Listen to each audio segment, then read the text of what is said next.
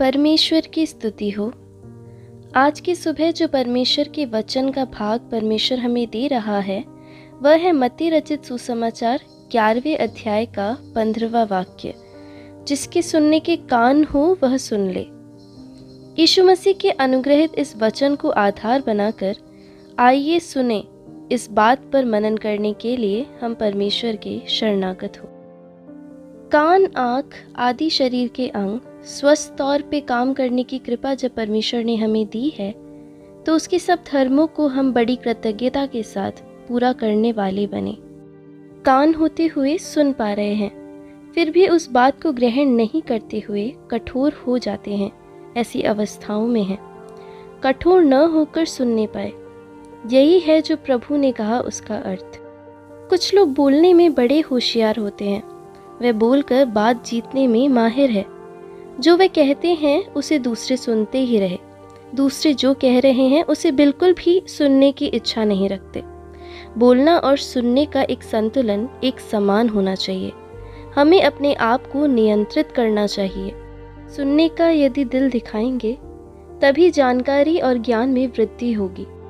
हमें सब कुछ आता है यह कहकर यदि हम दूसरों की बातों को अनसुना करेंगे तो हमें ज्ञान प्राप्त नहीं होगा और हमारी आगे की उन्नति मुरझा जाएगी। उसी समय हमारे आसपास जो कुछ भी हम सुनते और पढ़ते हैं वह सब आंख बंद कर विवेक रहित होकर विश्वास करने वाले भी न बने।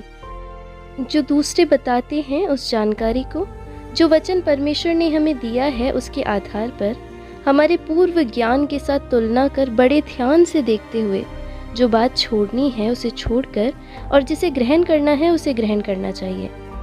बात सब सही है, परंतु कई परिस्थितियों में हमें सुनने और उसे ग्रहण करने में एक दीवार के समान कई रुकावटें हैं। वह रुकावट नहीं परंतु अज्ञानता है। सुन नहीं पा रहे, इसकी कई रुकावटें हैं। पहला, जो व्यक्ति बोल रहा है उसे हम बिल्कुल पसंद नहीं करते, या फिर बोलने वाले की भाषा हमको बिल्कुल पसंद नहीं होगी। कई बार उन जानकारियों को हम कल्पना भी नहीं कर सकते क्योंकि हमारे पास उतना ज्ञान नहीं है। इस कारण हमारी सक्रिय मानसिकता के कारण हम न सुनने वाले बनकर रह जाते हैं। कुछ ऐसे होते हैं कि उनके जीवन की गलतियों को प्रेम पूर्वक व्यक्तिगत तौर पर कोई जता दे तो फिर उस व्यक्ति के समीप भी नहीं जाते और उससे दूरी बना लेते हैं।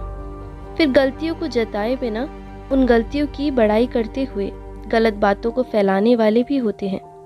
जानने के लिए, सुनने के लिए, ग्रहण करने के लिए हृदय कठोर हो गए हैं ऐसे लोगों के साथ दोस्ती रखकर उनको जो पसंद है उसे सुनकर ग्रहण करते हुए गलतियों को पहचान कर उसे छोड़कर सुधार करने की बजाय उसे अनदेखा करते हैं। मेरे प्रिय श्रोताओं, हमारे जीवन की कमियों को प्रेम पूर्वक हमें जताने वाले सहपाठी या आत्मिक गुरुओं के तौर पे हमारे जीवन में हैं, तो जो वह कुछ बोलते हैं तो हमारे दिल में थोड़ा दर्द होता है, तो भी बोझ जैसा लगता है, तो भी सब बातें मिलकर भलाई ही को उत्पन्न करती है।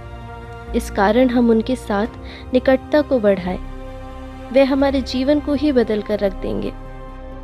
इस कारण सुनने के लिए और ग्रहण करने के लिए गलतियों को पहचान कर विवेकपूर्ण तरीके से जीने लायक अच्छी मानसिकता की हम सुरक्षा करने वाले बने रहने पाए।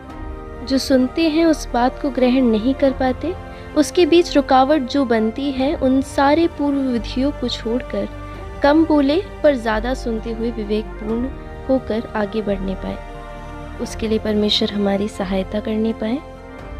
आप सबका दिन अनुग्रहित हो।